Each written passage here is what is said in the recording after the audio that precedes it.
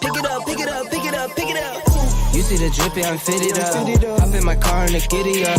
Secure the bag, yeah, I get the bus. Pick it up, pick it up, pick it up. You see the drippy, I'm fitted up. Hop in my car and the giddy up. Secure the bag, yeah, I get the bus. Pick it up, pick it up, pick it up. Ooh, I've been on the flex since flex zone. Neighborhood all in your eardrums. I ain't never scared like Bone Crush. Boy, I got God, don't fear none. My line busy, take no calls. Feels like I don't have no flaws. Snakes in the grass, cut those off. Yo, squad shady, my bros raw. No breaks, we go, go, go, go, go. Throw shade, that's a no, no, no, no, no. Go high, go low, low, low. Like spinning in a 644. Cash money like 504. Ball like AD24. No sleep, need more, more, more. Pick it up, pick it up, pick it up, pick it up. You see the drippy, I'm fitted up. Hop in my car and the giddy up. Secure the bag, yeah, I get the bus. Pick it up, pick it up, pick it up. You see the drippy, I'm fitted up. Hop in my car and the giddy up. Secure the bag, yeah, I get the bus. Pick it up, pick it up, pick it up. Ooh, I'm a real one, my day ones. Try to speak up, can't say none. Try to dig dirt, there ain't none. I make the money that save up. 10 to 80, my save ones. Take to the top on the base one. New car, race on. Fast lane, pace on. With the booyah, that's a flex. Not human, I ain't from another planet. I'ma teleport my advantage. I'ma wake up, do damage. Hello, and welcome to the Colorado Collegiate Focus. My name is Tony Casolo. I will be handling our hosting duties today because we are without our friend, our colleague, Jonathan Cronenberg. But we will try to hold it down as best as we can because right next to me is AJ Ruffin covering everything to do with your Air Force Falcons. How are we doing tonight, AJ? You doing a good night? Doing well. Watching the snow come down, and I think winter finally hit Colorado. But it's an exciting time to talk about Air Force athletics along with CSU and CU. So let's get into it. That's awesome. Well, why don't we start? I know we kind of had a tough time with one of our Air Force Falcon teams, but another one showed up in overtime. So let's talk a little Air Force.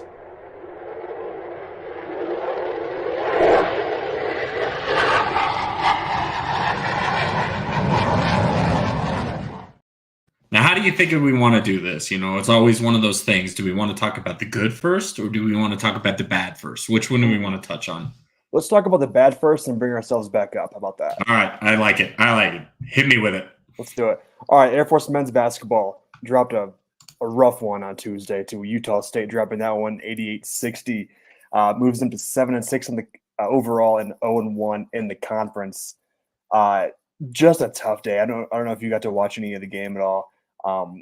But the Air Force was led by Petrius, 15 points, 7 of 12 from the field, and 1 of 4 from free throws. Ethan Taylor led with 5 rebounds, and Jeffrey Mills led with 4 assists. Air Force is only 2 of 4 from beyond the arc, and that's a tough thing to do. It's tough. If you want to win games, you have to be more efficient from behind the arc. 16 of 24 from the field. They were out-rebounded 29-28, 10 assists, 7 steals, and only 11 points off turnovers against a really good Utah State team. And I think Utah State's going to be a team to watch as the season goes on into conference play, and especially as we get closer to March, because they have some dudes, and we'll talk about that here in a little bit. But at one point, Utah State led by as much as 28 points. That's tough. That's really tough. And obviously, the Air Force did not lead at all. I was able to watch most of the game, and just from my observation from watching it on my phone, Air Force was just oversized, overpowered, that type of thing. We talked about it off the air. Utah State had a kid named Great Ozabor. This kid is 6'8", unbelievable freak athlete. He had 32 points, was 11 of 14 from the field, and 10 of 16 from the free throw line. This kid's only a junior, so he could definitely come back and play another year, or he could definitely be on a roster in the NBA next year. He was extremely dominant. He's just a guy who's Air Force doesn't have a matchup on that, unfortunately. So as we mentioned, Air Force drops to 7-6 on the year, 0-1 in the conference. It can only go up from here, I guess. I believe we have Nevada next week, and it's a great opportunity to rebound, if you will, and get a win in the conference column there. But outside of that, Air Force basketball was not a whole lot with that Utah State game, unfortunately. And you got to look at Utah State was just a powerhouse of a team right now. Yeah, and I mean, you look at kind of just the team stats. Even for kind of how undersized Air Force is, they were actually able to hold their own in the rebounding department. It was pretty even, 29-28. It really looks like that shooting really did do that, man. Like you look at the percentages there, like you said, they were only at 14%. Especially for a team with a lack of size, you got to hit more shots like that. And then beyond that, just overall field goal percentage. I mean, it's 63.3% to 43.8%. I mean, that's really what did you in is kind of that cold shooting. What do you think? Yeah, absolutely. I mean, when your leading scorer only has 15 points, and their leading scorer has 32, over half of what you had. And then we talked about only 2 of 14 from 3-point land. You got to knock those down, especially in conference play, because Mountain West, there are some good sneaky teams in the conference, and you're going to have to hit those clutch shots. Not even clutch shots. You're going to have to hit those important, those threes. You're going to have to, definitely, convert those turnovers into points, convert offensive rebounds into points, transition points. You have to get them all. And for an Air Force team who's kind of struggling to find an identity shooting right now, I mean, they have to make every shot they possibly can right now. Yeah. And I've just been displaying some messages. Thank you to Clayton. Thank you to our buddy John for being on, telling you guys leave a like. And yes, Clayton, the video before the show is awesome. So thank you for that. Thank you for tuning in, guys. We really appreciate your viewership. And John, we hope to see you back next week, buddy. We miss you. I was talking to my parents a little bit ago, and we got them a new 65-inch TV for Christmas, and apparently they're watching it on their new TV. Love that. So, have my dad. What kind? Oh, I have no idea. I just gave my brother money, and I said, "Here, go pick it out." So love that. That's the perfect way to do it. Kind of the easiest way to go about it. But I'll have him send the picture for us. Oh, that's awesome. So let's transition over, because we did see, and this is going to start a trend, because I really think, AJ, after seeing these slate of games, we could really start calling Colorado guard you, because, man, Melania Perry, whoa, she shows up with 28 points in an overtime win over a pretty good San Diego State squad. Yeah. And, I mean, we've seen Air Force has had some tough games this year. They played CU pretty close in the first half, but, I mean, getting an overtime victory against San Diego State, that's got to be a jumping off point, right? Massive. I mean, you talked about overtime wins, 71-63 against a 10-win San Diego State team. San Diego State falls to 10-5 on the year, 1-1 in the conference. Air Force jumps up to 8-7, 1-1 in the conference. And it's funny when you go to like ESPN.com and you look at the game flow, probability, stats, and all that kind of stuff. The chart, it's pretty even all the way up till overtime. I'm not sure if you looked at that yet, but the red. I saw the swings. Yeah, it went from like 80 to like 80 to 80 to 80, and it was just, whoa, what is going on? Yeah, it was back and forth, which is great. You look at Melania Perry, there 28 points. She was 11 of 26 from the field and 5 of 6 from free throws, which I think free throws are they're not as appreciated, I think, in basketball as they should be. You know, like I grew up in Indiana where high school basketball is religion essentially. And high school, it was free throws after free throws after free throws forever in practice. I don't know if teams put that much emphasis on it anymore. But you look at Perry here, 5 of 6 from free throws, which is huge. You kind of go down rebounding wise here. Madison Smith led in rebounds. What's the work here for me? She had 5 rebounds on the day. 7 rebounds, excuse me. And then you move on. Britt had 5 assists as well with only 2 turnovers. So a really consistent game, I thought, for the Falcons there yesterday. It was great having back-to-back games too, Tuesday, Wednesday. Makes things so much nicer for the rest of us. But kind of overall, you look at the game here, from the field, Air Force was 26 of 71 with 36.6%. They were 5 of 18 from 3-point land at 27%, which is better than San Diego State, who was only 2 of 12 on the day. 14 of 19 from the free throw land, from free throws, 73%. 35 rebounds for Air Force, but 47 for San Diego State, beating them by 12 on that. 10 offensive, 25 defensive. That's the key right there, too. 25 defensive rebounds compared to San Diego State's 36, but those 25, I would imagine, turn into points. Like 10 assists, 15 steals. 15 steals is massive as well. Converting those points, like we talked about a little bit ago. 0 blocks, but total turnovers was only 11 for the Air Force Falcons, and 22 for San Diego State. Points off turnovers for the Falcons, like we talked about a little bit ago, 16 points off turnovers. Now, that was just about as much as for the game. That was huge. And 32 points in the paint, 16 points off fouls. No technical fouls. So everybody's playing a clean game, which is great. And San Diego State's largest lead was 12 and Air Force's was 9. But you look at it overall, a great game for the Air Force Falcons. As we talked about, 8-7, 1-1 right now. A lot of potential here, especially when you're led by Perry, at 28 points. Madeline Perry, the sophomore out of Tampa, Florida. She's you kind of look at her. She's averaging about 16 points per game here as of now, and that's going to be huge going down the stretch. Yeah, I mean, it seems like I used to before you joined the podcast. I used to explain the Colorado State Rams and their football team were very reliant on young players. Mm-hmm. And you could see that kind of come through in some games. You're going to have that game where you're going to see a freshman mistake. You're going to see a sophomore mistake. But you're also going to see those games where they come to life just kind of out of nowhere. Yeah. So I think this is what we're kind of seeing with this team. They are so young. They're still gelling. They're still trying to come together. But you see these glimpses of brilliance where they're really starting to play that brand of Air Force basketball that could really lead to some big things. And I'm pretty excited about this team's future. Absolutely. We're only, 15 games into the year. Mm-hmm. And I think right now is a good time. We talked about it last week, starting off after break, starting off hot. And this is a great start for the Falcons to get hot at the right time. And we talked about it, beat San Diego State. Next week, they host Wyoming, or actually that's this weekend.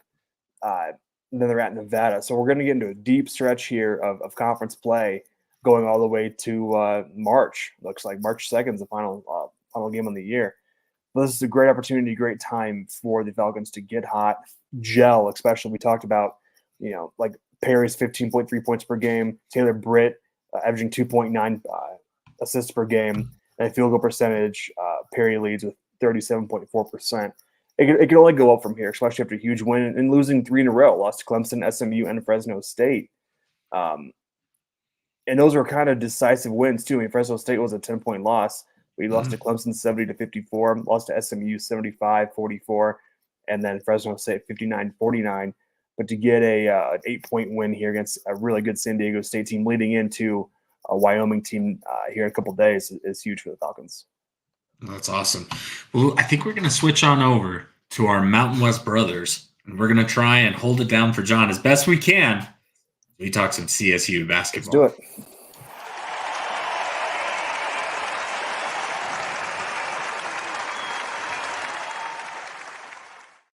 So I like the theme that you kind of started with. Let's start with the bad. This bad is going to be probably a little easier to stomach than the Air Force men's team. But we did see a loss against the San Diego State team as the Rams dropped their conference opener in overtime, 74-71. Now, again, continuing that same theme, we have some stellar guard play because McKenna Hofschild went off for 34 points to lead all scorers in the game. And it just was one of those things where it was just in a game where you saw matching baskets against matching baskets. San Diego State made the three at the end with I think it was a 71-all game. They hit the three. CSU just couldn't respond. Right. Unfortunately, to kind of spoil that great performance. Again, I think it's just one of those things where we're having to build off of a young team. They sit here at 9-3. Again, another San Diego State team that's really good that we saw our Air Force women beat a little later on. But, this is just one of those games that just kind of got away from the Rams. And it's just sucks because you just want to win those games when you're that close. But this is one of those building block games, especially with the play of a player like McKenna Hofschild. Absolutely. You kind of look at the team overall. McKenna Hofschild leads every statistic for the Rams. And so, she put, 34 points up. She was 13 of 30 from field goals, 7 of 11 from free throws. And we talked about it in the last game as well. The game flow chart. This is even all the way up to overtime. Yeah. And that's so great to see, too. It's fun because it keeps it competitive.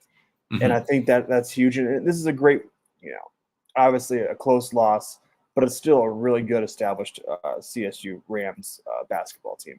They lost to Mississippi State 82-75. SEC team, by what, 7 points? That's it's a loss, but it's not a bad loss. They played a really good quality opponent, and obviously San Diego State was really good. The 3-point loss there. One bucket falls here. One rebound happens here. That game switches and changes immediately. And I think those small details for the Rams are going to be massive as they go on here to play at Fresno State, and they host New Mexico, and they host Air Force in the next couple of games. So a really good stretch of basketball for the Rams coming up. Really tough schedule, I think.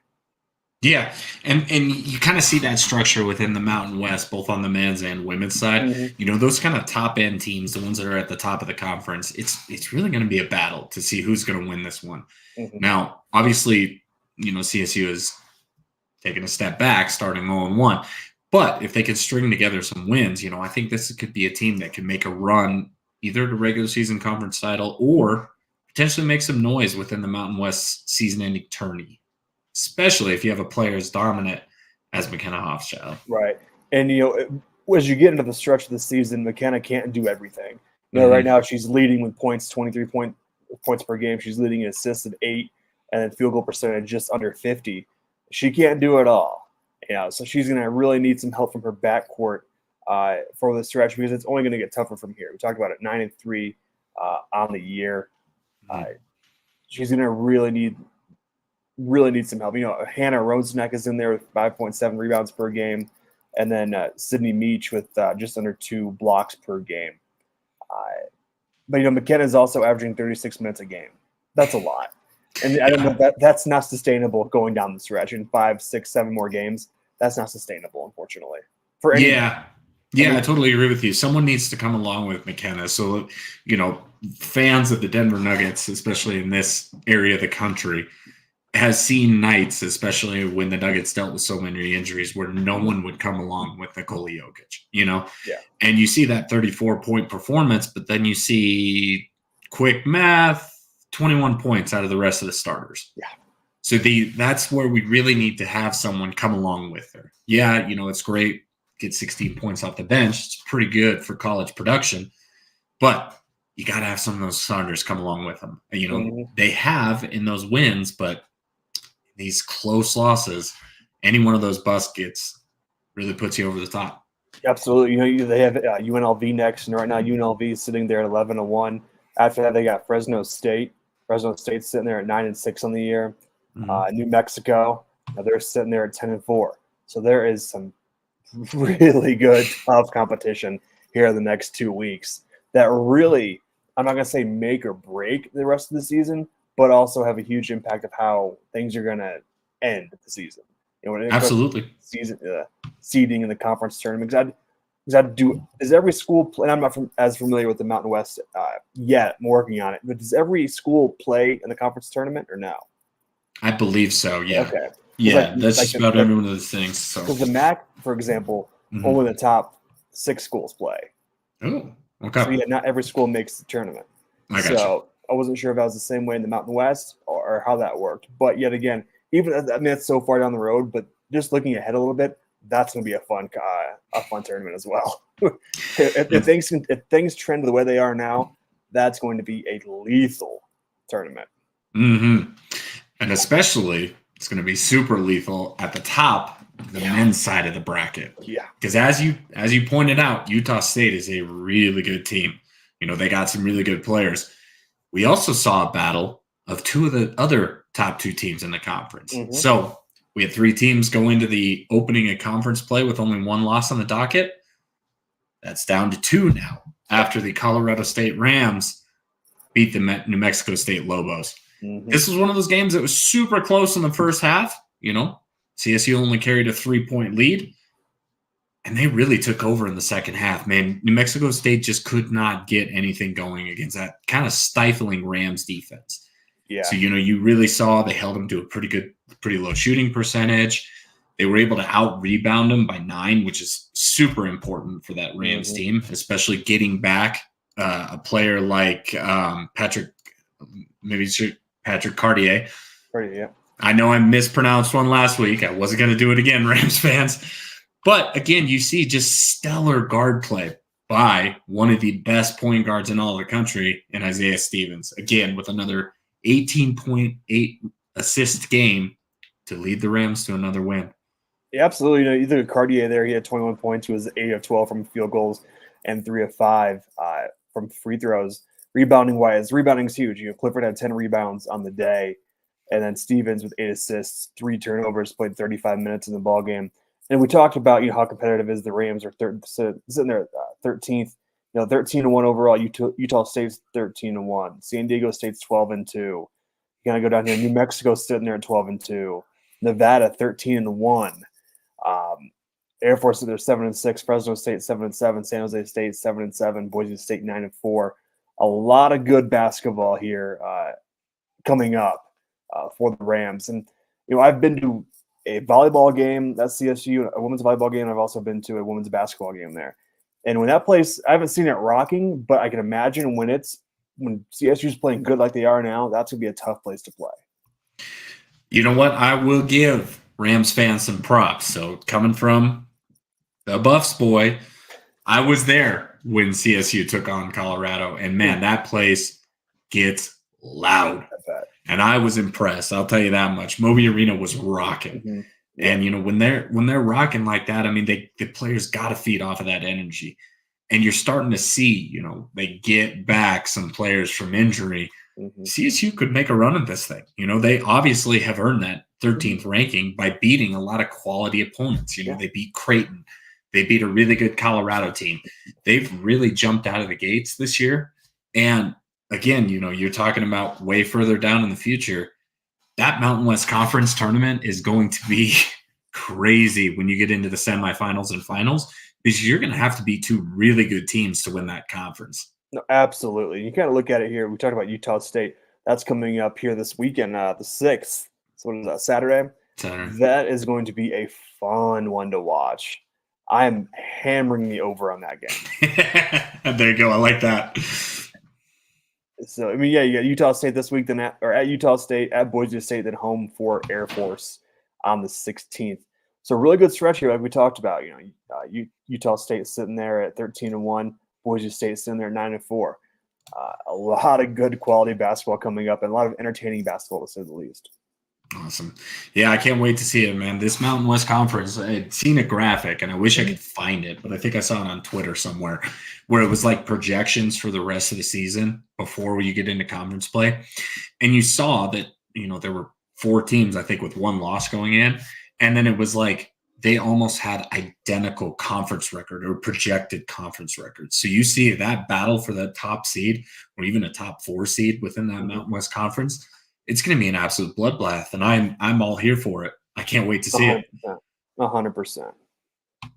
All right. Well, let's continue to talk even more great guard play as we move over to our bolder brethren, the Colorado Buffaloes, and talk about what they did over this past week.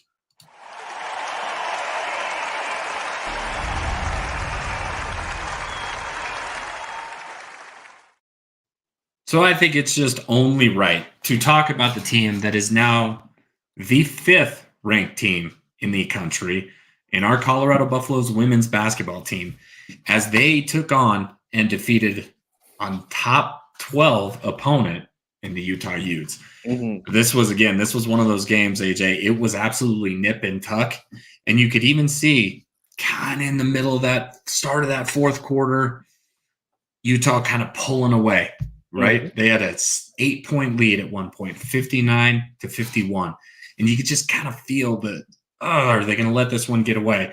From then on, the Buffaloes went on a 25-6 run to close out those final 9 minutes of the game to score a 76-65 victory. Mm-hmm. And they were led by, surprise, surprise, another great guard in Jalen Sherrod, scoring 34 points.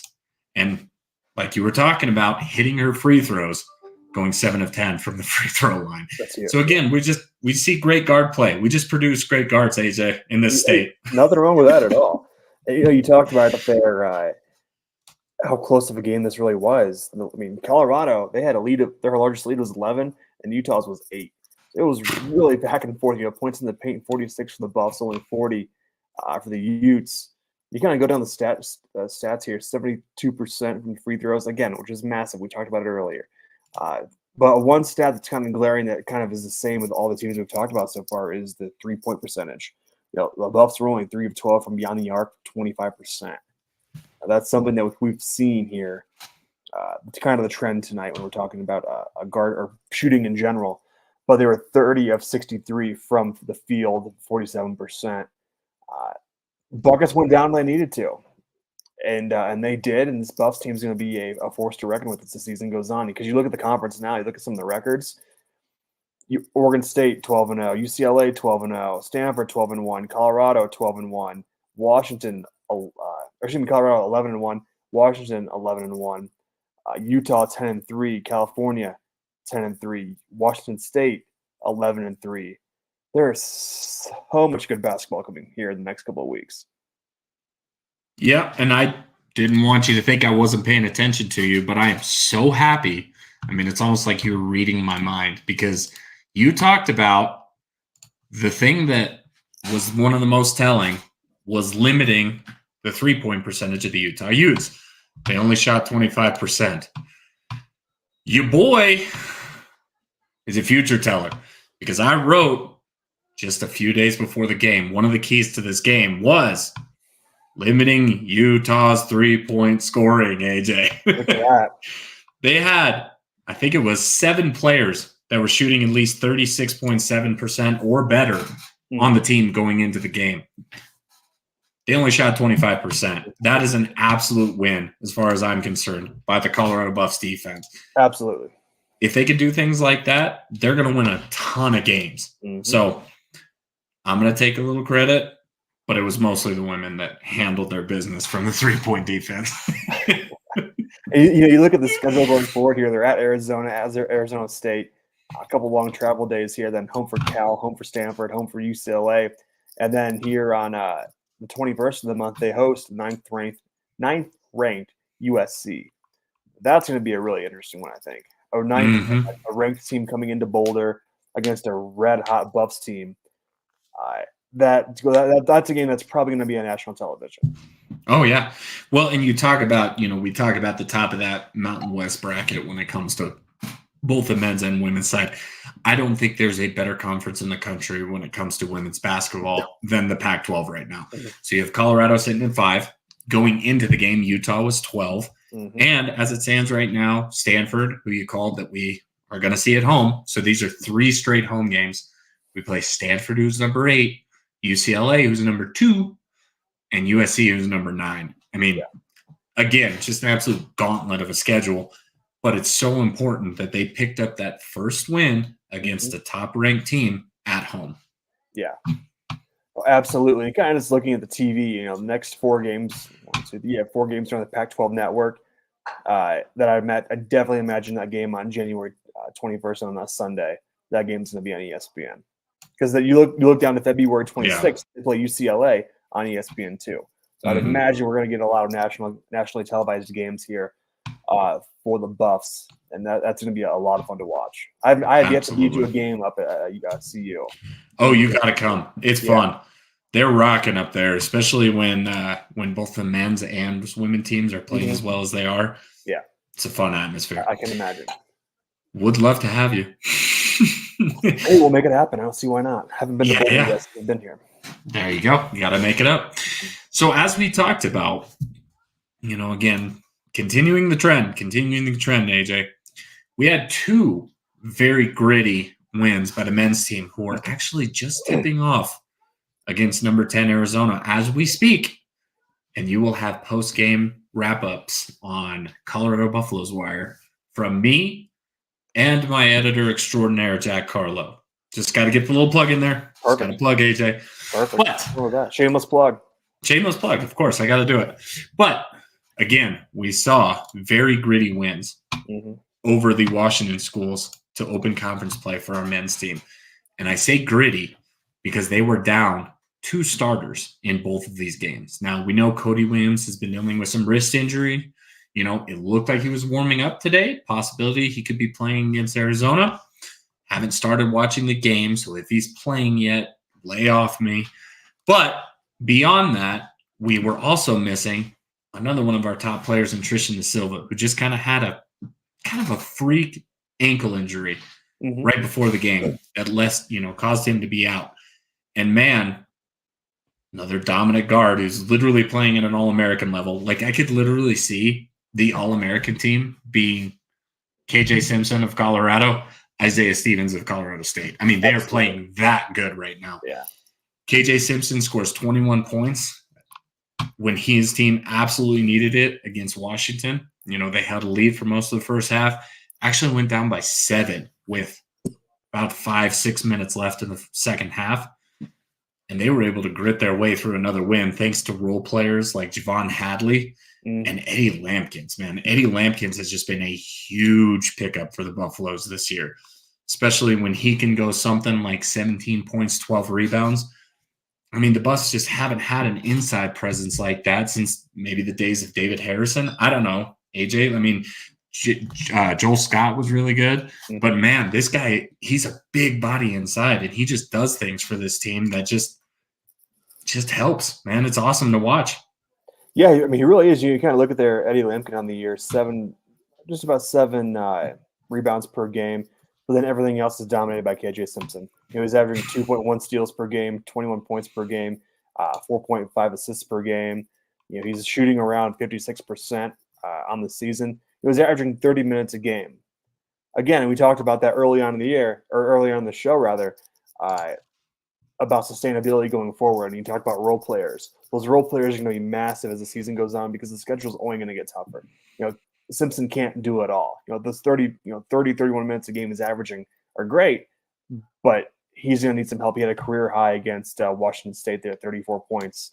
But role players are going to be massive here as the season goes on. Because you look at the schedule, we talked about it. The Arizona game starts here in about 5 minutes. And they travel to number 10 Arizona, and then it's at Arizona State, then at Cal, at home for USC. So a really tough stretch of basketball where those role players, along with KJ Simpson, are going to be massive as the tournament gets closer. Absolutely. And shout out to our former friend, actually still friend, I wouldn't say former to you, Rick. Rick letting you know that CU is about to tip off against Arizona. I believe they were playing on ESPN, if anyone wants to check that game out. I believe so. Yep, ESPN, yep. They might be a little delayed because I just tried to pull it up on Fubo over here, and it looks like Pittsburgh and Boston are still playing here in hockey. So we might be just a little bit delayed on the start of that game. Yep. Or we might have to go to a different ESPN. I'm not sure. Can't pull it up on my computer, but all right. we'll see what we do. The only basketball games on ESPN right now are Memphis, Tulsa, JMU, and Louisiana, Pepperdine, and Gonzaga. That's a tough one. Gonzaga's up 34-14. Oof. It's not as bad. Let's take just a quick aside. Did you see what? And thank you, Rick, chiming in with the TV delay. He's always got our back, Rick. I don't know if you saw it, but just kind of a funny off point. Did you see what Grambling State did, their women's team in the other game? I believe the final score was 159-18. Yeah. I think at that point we just need to run the mercy clock when it gets to be. I mean, can we stop at like 100-10? Let's just call the game there. Because it's kind of hard to call a running clock like most sports because that is a running clock. Right, so, exactly. Yeah, that's tough. Maybe for every point they score, they take 2 minjust off the clock. I don't know. Well. Let's do something here. Yeah, that's one game when we're done here. I want to look at the stat sheet and just. I mean, that's absurd. I mean, when you're talented like that, I mean, great for Grambling State. Well, and what's so funny is that I'm not trying to badmouth any Grambling State fans out there. Just give me a break. But I mean, they went into the game at 6-5. Yeah. So they're kind of like, it seems like a middle of the road basketball team. So I don't know what this other basketball team has as far as talent. Maybe it's a bunch of girls that are 5'4". I don't know. Yeah, and Grambling State's. I mean, no. I always have to laugh because they hired Hugh Jackson as their football coach and just fired him. I'm a Cleveland Browns fan. Like, there's a lot of animosity towards Hugh Jackson. Ooh, yeah, we're barking up a tree there. Like, that's a whole other story. And then he got hired there and he got fired. Like, shocker. What was it? 1-31 over a 2-year stretch? Something like that, yeah. Yeah. Like, and then you have an 0-16 parade. Like, oh, man, that's brutal. That's brutal. But so let's go back to where we actually know. So as we look at it, the second half of that doubleheader against the Washington Schools, KJ Simpson didn't just go out and score 21 points. No, this time he dropped 34, going 13 of 14 from the free throw line. Casual 34. 10 of 8, casual 34 and 10 of 18 from the field. Yeah. And I mean, you saw that this again, another one of those nip and tuck games. Colorado only had a 1-point lead with 3.5 minutes to go. Again, just able to grit out wins and get some hot outside shooting from a guy like Javon Hadley. Like, I love Javon Hadley's game. He does the grimy stuff. He gets in there and battles for rebounds. I've kind of jokingly called him, he's like the round mound of rebound, but he's skinny. Mm-hmm. He's 6'6", but plays way bigger than that. Yeah. I mean, he hit a couple huge three-pointers to put CU ahead. Mm-hmm. And I mean, we got a good team here. We got a team that I think is really going to be knocking on being a top 25 team. They were at one point. They had kind of that setback against Florida State, kind of looked uneven against Colorado State. They've really played well since that Colorado State game, and they have come to play at the start of Pac-12 play. Yeah, absolutely. They're starting to get hot when it matters the most. 2-0 in the conference. Washington State's not 0-2. On this game, the Buffs shot 50% at 24 and 48. They were 4 of 9 rather from 3-point land. And field goal percentage wise for the Cougs was 48.3. So they're really neck and neck from that angle. Offensive rebounds of Buffs 6, defensive rebounds 24 to 21, 12 assists, 4 steals, 2 blocks on the day. Both teams had 13 turnovers, but the Buffs were able to take those turnovers and convert them into 22 points to Washington State's 13. So the ability to create those turnover points was massive, especially in a game that is really important going forward. Absolutely. And this is just one of those games you needed to win. Because, again, you're going to have tough Pac-12 teams. You got to win the games you're supposed to at home. And I think even with injuries, they showed up and played. So I was pretty excited for that. So let's just do a little news roundup. Obviously we got through our basketball stuff. A couple of things we did want to point out. Obviously we got to speak with Bo Richter last week. We did have another official announcement as Dre Taylor declared for the NFL draft. I think both of those guys will be guys that should be drafted. Yeah. I know it's always a little weird with service schools and when they can be eligible to play, but both of these guys can play and should play on Sundays. Absolutely. And they both have the talent. They both have that size that NFL scouts look for. And I think, like we talked about, the hardest thing is, how service academies handle that process. Obviously, it's different than every other school in the country. But I'm really looking forward to see what they do. We talked about how they're going to be training here. I think Bo was working on that, and then Trey's going to be training in Texas, I believe. He's going back home to train. So Bo still was working on that last time we talked to him, but really interested to see or follow their training process up to the draft in May and see where they end up. Those are guys who are definitely going to be picked at some point. Mm-hmm. And those are guys that are really going to have to test well. There is kind of unfortunate when you talk about with service schools, group of 5 schools, they want to see the testing. And I think both of those guys will test well, and I think will be names that you hear during the first couple of days of the NFL draft. So I'm excited to see it. Absolutely. Now, we did get a little bit of news up from Colorado State as well. We did see that they actually hired a new defensive line coach and I'm sure I'm going to butcher this, but I'm going to try as best I can, guys. But it's Chuka Ndule is the new defensive line coach. He actually comes over from, I think, a former Mountain West foe that is now resides within the Conference USA, but a team that just won 10 games in New Mexico State and actually had a defensive tackle in Sterling Webb make first-team all-conference, as well as another defensive lineman, Isaiah Reed, get honorable mention. So you definitely see he looks like one of those guys that's kind of rising up the rankings. He goes from like a Conference USA team to a Mountain West team, maybe a little more prestige in that Mountain West. Kind of looks like a rising star in the defensive line. Well, absolutely. Yeah, New Mexico State actually came from the WAC. Oh, were they in the WAC? Okay. When that was still that's what it was. They were in the WAC together. There you go. Yep, that's what it was. I forgot that was in a conference, to be honest with you. Right. But, we talk about, the Aggies there and coaching tree. Jerry Kill is the head coach. I believe he just retired this year, the former Minnesota Golden Gophers coach. The Aggies had a good couple of years, good couple of bowl wins. They beat, I believe it was Bowling Green last year, another big win this year, a good season this year.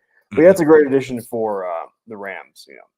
Those group of 5 schools, there's so much good talent throughout those programs. I come from the MAC, and so you look at Miami, Ohio, the cradle of coaches, the laundry list of coaches that have come from Miami, Ohio, but all throughout the conference as well.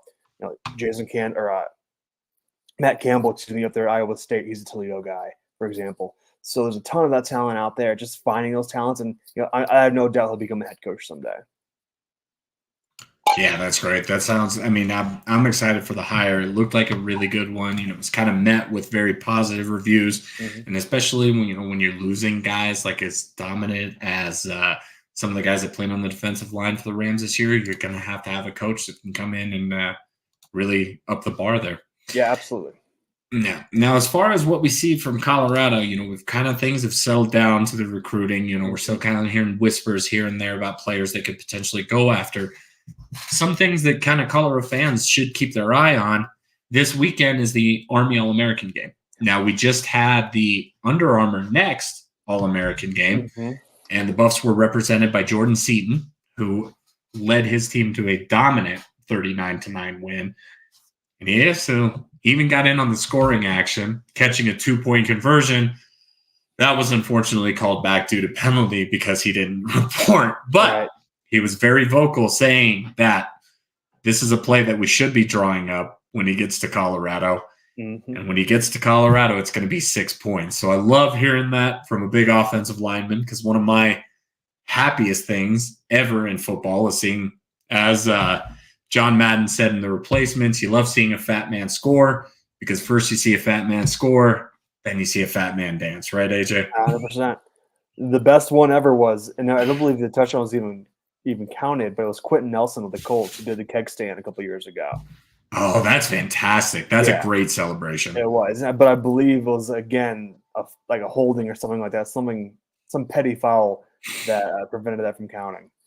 Now, I believe he played for the Browns at this point, but center Alex Mack, does that ring a bell? Oh, yeah, he was drafted out of Oregon by the Browns.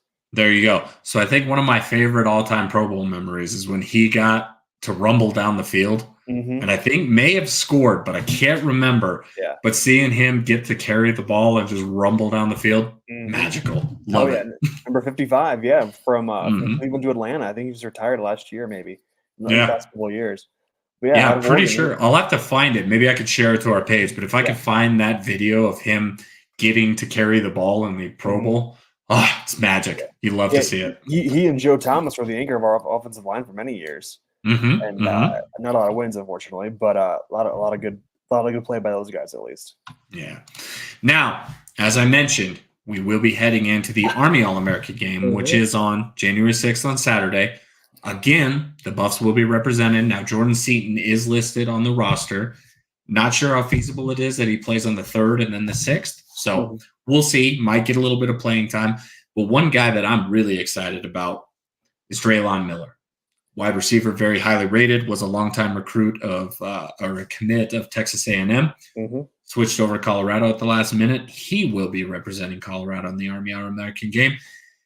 He's one of those guys. He calls himself the next kind of Deebo Samuel. Sorry, didn't want to blank on the name. And man, when you watch his highlight tape, he's not wrong, AJ. Yeah, I mean, there's a lot of hidden talent, and that's what's fun about these All-American games and whatnot. It's best on best. So you're really going to see who is the cream of the crop when it comes to these types of games. And now some of these guys, because you're only going to get so many plays, essentially. There's so much talent, everybody's going to play at some point. So you may get a series, you may get 2, you may get 4. Who knows? But those all-star games are so much fun to watch because it brings the best of the best from all over the country. Guys from the Pac-12 and the Big Ten who never play each other. And so, these guys on the West Coast aren't traveling to Columbus to play the Buckeyes. But yeah, you can play some of these guys and see how you match up. Because it's kind of like bowl season. Everybody talks about bowl records, who's better, who's worse, whatnot. That's kind of how some of these All-American games go too. Guys from the SEC against Pac-12, guys from the Pac-12 against the Big Ten, and ACC and Big 12. So that's what's really the most enjoyable thing about those games. That's awesome. So I think we'll end it here. We'll talk about a little CFP national title. Do it. Now, I don't want to brag, Mm-hmm. but I did predict both games absolutely correct. You AJ. did? Yep. We got Michigan facing off against Washington. Who you got and why? I like Washington because of Michael Penix. He is slinging the rock better than he got snubbed from the Heisman, in my opinion. Absolutely. I mean, Absolutely. I don't understand how you can't play at that high a level and have that great a record and not win the Heisman. Yeah. Jalen Daniels was awesome this year, but the guy's playing in the national title game. Yeah, I don't know if it's because the Pacific Northwest bias. Nobody gets to watch those games on the East Coast. Mm. And I don't know if that has anything to do with it or what. But the way Michael Penix is playing, because I've talked about it. I've watched him play at Indiana University for a couple of years. Wasn't great, but his coming out party at IU was against Michigan. He threw for 350 some yards.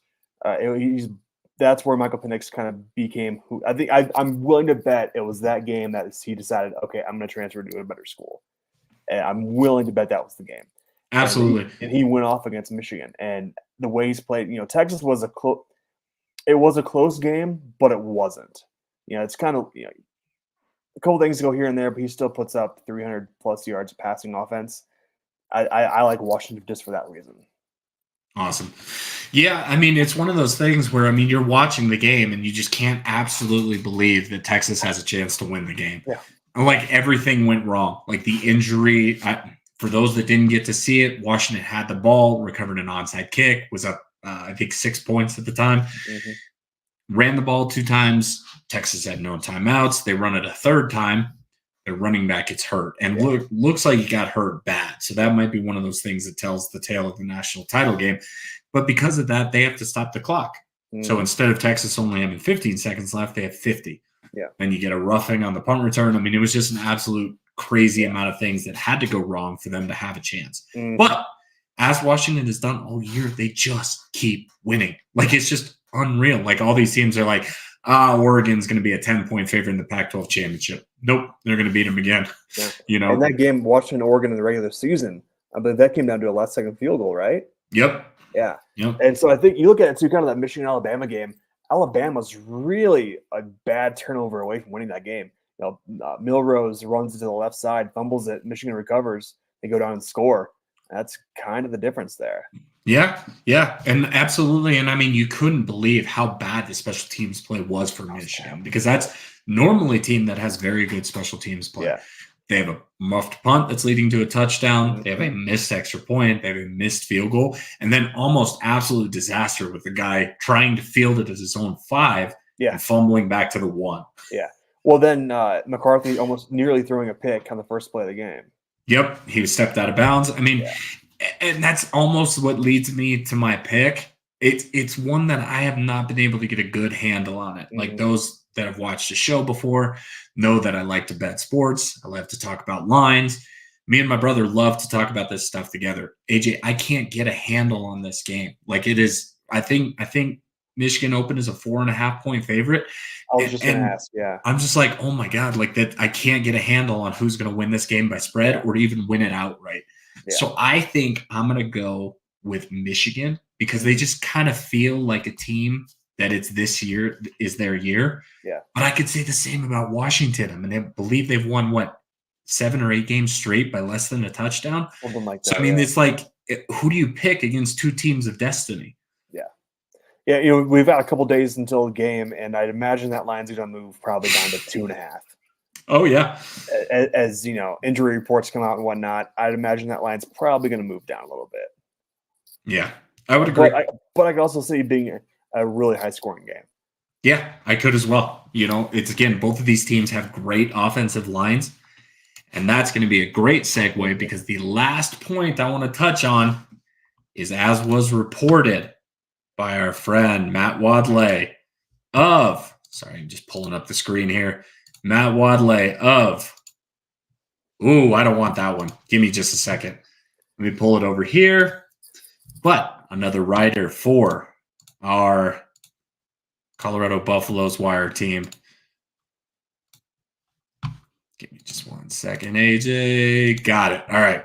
As was reported by Matt Wadley, there are 7 Colorado high school athletes that will be playing in the CFP national title game. Okay. So a special shout out to Drake Nugent, Reese Atterbury, Andrew Gentry, Connor Jones, and Hayden Moore, who play for the Michigan Wolverines, and Roger Rosengarten and Zach Henning, who play for Washington Huskies. So good luck to our Colorado boys. Any final thoughts you'd like to get out there, AJ? Oh man, when we talked about pre-show there, wife and I were credentialed for Air Force basketball, men's and women's. So we're going to be bringing a lot of live content from courtside, which is going to be a lot of fun. You know, now things have settled up for travel and the holidays, we can actually get into this and get deeper into it as the season goes on, as conference play goes on. Our first game is going to be next Saturday against San Jose State. So that's going to be a lot of fun. But yeah, we'll be doing live video, pictures. I'll probably live tweet the game at some point. But we're just have a lot of content from the games live, because not everybody can watch them. And so I'm going to put as much content out on all of our social media platforms so that people know what's going on up to date. You know, like I said, pictures, video, you know, press conferences possibly, things like that. So really excited about that. We're still kind of working out how we want to approach this, but that's going to be a lot of fun. And I think we're going to next Saturday, you know, every home game that we do, it's going to be a very active social media, to say the least. So really, really excited about that. Thank you to Troy Gerhardt, who was my contact with the football team. He got me in contact with the basketball information staff, and we've set it up to where we'll be doing a lot of men's and women's games this year. That's awesome. So where, you know, we'll obviously be putting as much as we can out on our CCF page, but where can they find both yours and your wife's content to find everything Air Force Falcons? So right now, it's my Twitter is at Roughing55. I'll probably be doing a little more Air Force content. I believe Rick and I are working on that here currently. So I'll be taking over a couple more Air Force pages. But a lot of that will be on the SSN at Air Force, I believe it is. So I'll be kind of cohabitating both those accounts, because both have a good following. So we'll just blow it out on both, and so everybody gets all the content. I believe we'll work on an Instagram page here soon as well, so we can post Instagram stories, pictures, courtside, and stuff like that, which would be a lot of fun. But yeah, Twitter's going to be the main one, both our Twitter and then the SSN one as well, and then probably mine also. They're at Roughing55. So a lot of cool stuff coming up in the works, and so we're just working on those small details, but it'll be a lot of fun. Beautiful. And for those that would like to follow me, you can find all my articles at ColoradoBuffalosWire.com. Again, that's where me, Tony Casolo, Matt Wadley, Jack Carlo, our newest member, Oliver Hayes. We got you covered with everything Colorado Buffaloes. Of course, you can find all of our stuff at CCF Sports on Twitter. You know, we'll be putting all of our stuff out there for all three programs. And just as a little teaser, I know Rick dropped this into the chat a while ago, and I've been saving this, but looks like we might be having one of those star guards on a future show here pretty quickly.